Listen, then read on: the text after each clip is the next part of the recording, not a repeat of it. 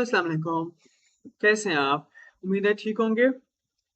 I am doctor Mohammad Ali Rabbani, assistant professor anatomy, here to bug you again for our the next lecture in the series of head and neck. So today we are going to discuss neck.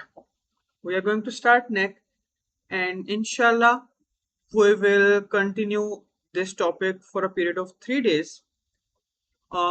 What my plan is for the next 3 days. For today, inshallah, we will discuss the osteology that includes the cervical vertebra.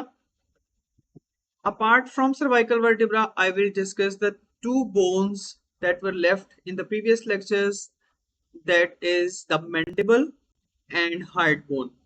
Inshallah, all these bones which are related to the muscle attachments in the neck will be covered here.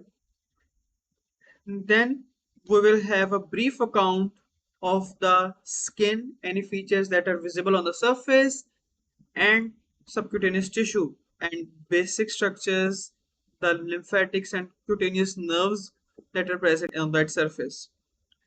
Our other focus will be the muscles, the suprahyoid muscles, the infrahyoid muscles, the prevertebral muscles. So my basic focus, my target is to get the basic skeleton of the neck. If you get the understanding of the skeleton of the neck, that includes mandible at the upper end and the vertebra at back and one hanging bone here, the hyoid bone, and the muscles that are surrounding them. If you get the structure, the idea of this, then we will be able to put the structures between them. In the subsequent two lectures, we will discuss the arteries, veins, nerves that are passing between them, the viscera that are covered and present there. So that will be our next topics, inshallah.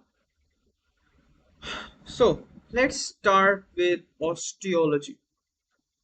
The first topic, mandible.